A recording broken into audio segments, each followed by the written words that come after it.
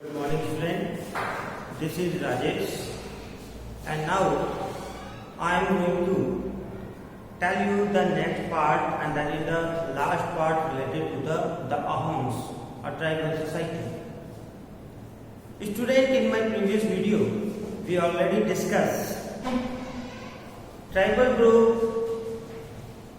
about their kingdom, their administration, their social group, their villages, village administration, हम ये सारी चीजें देख चुके हैं। ये वीडियो लेके आए हम सिर्फ एक टॉपिक पे, that is the culture and religion, कि हम आज डिस्कस करेंगे कि जो अहोम्स हैं इनके कल्चर और रिलीजन किस तरीके से है, कल्चर एंड रिलीजन। पहले तो एक चीज हम बहुत ही सामान्य भाषा में समझ सकते हैं कि tribals 10 to 10 they develop from one stage to another stage, एक स्टेज से दूसरे स्टेज पे जाते हैं, बहुत ज्यादा इंटरेक्ट होता है उनका दूसरे रिलीजन के साथ। आप कह सकते हो कि ये ट्राइबल सोसाइटी है जो हिंदुइज्म को भी फाइंड करता है, इस्लाम को आप देखेंगे तो फॉलो कर लेता है, बहुत सारे उसके पार्ट्स हैं, जैनिज्म भी है, क्रिश्चियनिटी आई उसको भी उन्होंने अपनाया, बहुत सारा है। ये कह सकते हैं इनका कल्चर एक मिक्सअप है, एक इन सभी रिलीजन का एक मिक्स बना हुआ है। फिर भी इसमें मोर इम्पोर्टेंट और डोमिनेंट रिलीजन कैसे होता है, हम आज यहाँ पे सिर्फ एक पर्टिकुलर ट्राइबल ग्रुप की बात कर रहे हैं, अहोम्स।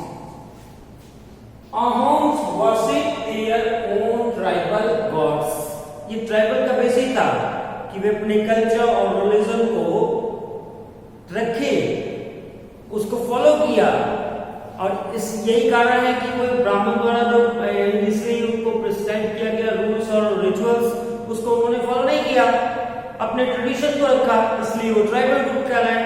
तो यहाँ सेम उससे लिंक करो तो Ahoms worship their own tribal gods, ये अपने ट्राइबल गॉड्स की पूजा करते थे। जितने भी ट्राइबल उनकी अपनी हैं, जैसे गोंड हैं, वे अपने गॉड्स रानी दुर्गावती को मान देते हैं, उसमें देखो उनकी पूजा वगैरह करते हैं। सो अहोम्स क्या करते हैं, पहला रिलीजियस उनके धर्म क्या है कि they worship their own tribal gods, उनके जो ट्राइबल गॉड्स हैं जिसको भी फॉलो करते हैं उनकी पूजा अर्चना, अपने ट्रेडिशन को बनाए रखना।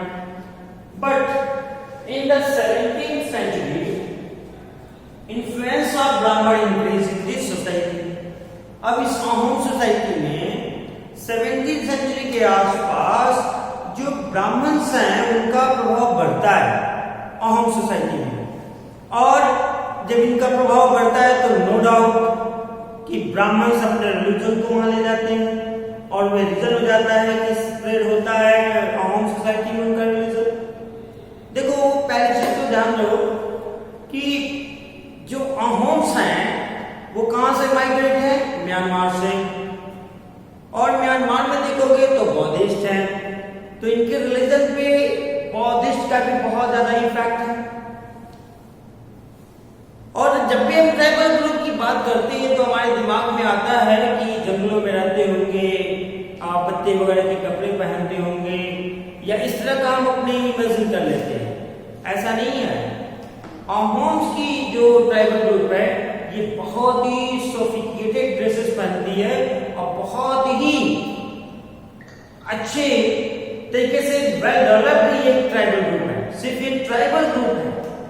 बाकी आपके दिमाग में रखना चाहिए, जैसे कहें कि ट्राइबल को बनाओ, हम जनरली अपने आइडिया लगाते हैं ट्राइबल है तो चलो भाई उसके नीचे बना दें, हम लोग कुछ का बनाते हैं, पत्ते कपड़े उड़ाते हैं, ऐसा कुछ नहीं है। ट्राइबल ये जो अहोम्स है ये बहुत ही सोफिस्टिकेटेड और बहुत ही अच्छे यूनिफॉर्म में इनको नजर आता है, एक वेल डेवलप्ड है। सो जब जैसे ये 17th century में ब्राह्मणों का प्रकोप बढ़ता है, प्रकोप न कहते हैं अपने प्रभाव इनका बढ़ता है, तो अहोम सोसाइटी में ब्राह्मण्स कौन सा धर्म होगा, हिंदुइज्म, उसको बढ़ावा मिलता है, या यूं कह लें कि उनके रिचुअल्स रूल्स को फॉलो करते हैं। अब क्या होता है कि temples and Brahmins were granted by kings. अब जो अहोम किंग हैं, ये जो टेम्पल्स, अब स्प्रेड हो रहा है हिंदुइज्म कहां पे, अहोम सोसाइटी में। ये टेम्पल्स के लिए ग्रांट देते हैं, उसमें पूजा करने के लिए ब्राह्मण्स को ग्रांट देते हैं, ग्रांट दान देना जिसको कहते हैं, यानी उनको बढ़ावा दे रहे हैं। शिव सिंह, एक शिव सिंह का रेन, जो रैन का कार्यकाल है, समय from 1740 to 1744, Hinduism become the predominant religion, एक प्रभावकारी सिग्निफिकेंट रिलीजन बन जाता है शिव सिंह के शासनकाल में आते हुए।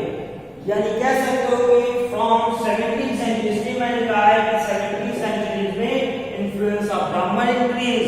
तो इस 17th सेंचुरी में अहोम सोसाइटी में हिंदुइज्म जो है एक मेन रिलीजन बन जाता है। बट इस बात को नोट करना कि वे भी ट्रेडिशन को छोड़ते नहीं और अपने ट्राइबल गॉड की वर्शिप करते हैं, अपनाते वो हिंदुइज्म ही है। But the Ahoms king did not completely give up their tradition। जो उनका ट्रेडिशन क्या है कि अपनी जो संस्कृति है, अपने जो ट्राइबल गॉड्स हैं, अपने जो रिचुअल्स हैं, तो जो अहोम्स किंग्स आने वाले हैं इसके बाद वे अपनी पूरी तरीके से ट्रेडिशनल को, अपने ट्रेडिशन को छोड़ते नहीं है, अपनी परंपरा को छोड़ते नहीं है। मींस कि they worship their tribal gods. Believes after adopting Hinduism को अपनाने के बाद भी जो बिलीफ है उनके अपने ट्रेडिशन का, उसको पूरी तरीके से छोड़ते नहीं है।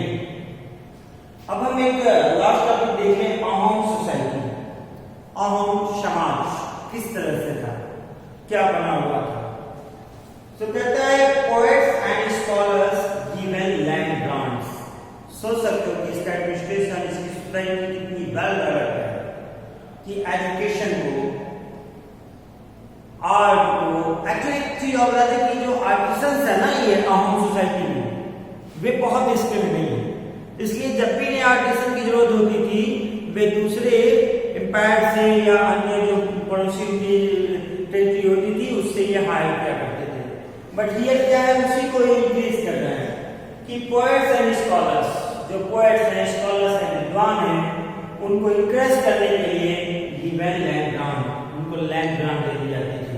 लैंड ग्रांट समझते हो ना, ये भूमि दान दे देना, तो अपना उस पे जो भी एग्रीकल्चर वगैरह जो भी उसकी जरूरत की चीजें हैं कर दी जाती है। Theatre was encourage that period, जो एंटरटेनमेंट के लिए थिएटर, जो नाटक हो गया और भी आर्ट्स हो गए। अभी आर्ट्स की आर्टिस्ट की कमी है, इसलिए क्या कर रहे हैं सोसाइटी में, उसको इंक्रीज कर रहे हैं।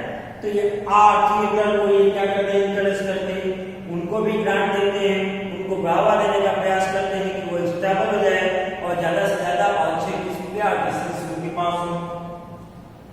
इंपॉर्टेंट वर्क ऑफ संस्कृत, अब लिटरेचर में आते हैं हम। तो important work of Sanskrit were translated into local language. Important work क्या है, समझ लो ग्रंथ हो गया, अन्य चीजें हो गई, काव्य हो गए, तो जो संस्कृत में लिखी गई थी, तो संस्कृत किसकी लैंग्वेज थी, ब्राह्मण्स की लैंग्वेज थी। सभी लोग एबल नहीं थे कि संस्कृत को पढ़ सके या समझ सके, तो अहोम सोसाइटी ने उसको प्रोत्साहित करने के लिए, उसको और स्प्रेड करने के लिए क्या किया कि इस इंपॉर्टेंट जो काव्य और ग्रंथ हुआ करते थे, संस्कृत को ट्रांसलेट करना शुरू कर दिया वहां के लोकल लैंग्वेज। लोकल लैंग्वेज क्या हो सकता है, जो अहोम लैंग्वेज है, बाद में चेंज हो जाता है असमीज में, तो ये असमिया जिसको कहते हैं। इस तरीके से उन्होंने क्या किया, अपने लिटरेचर को फैलाया ताकि दूर दूर तक लोगों तक पहुंचे। एक और देखें, बुरंजिस, एक वर्ड जान ले, बुरंजिस। बुरंजिस एक हिस्टोरिकल वर्ड है, ऐतिहासिक तथ्य इसमें रखा जाता है, उसको कहा जाता है उसमें बुरंजिस, है ना। जैसे हम आज म्यूजियम देखते हैं, म्यूजियम में क्या ऐतिहासिक तथ्यों को रखा जाता है, उसी तरीके से बुरंजिस वे are also written in Ahom language, यानी जो उनकी ऐतिहासिक चीजें थी वे अब शुरू हुई लिखना अहोम लैंग्वेज में, अहोम लैंग्वेज में लिखना शुरू हुई, and later translated in Assamese, और बाद में इसको असम आपने देखा दो, विशेषकर दो ट्राइबल ग्रुप्स को, गोंड एंड अहोम्स।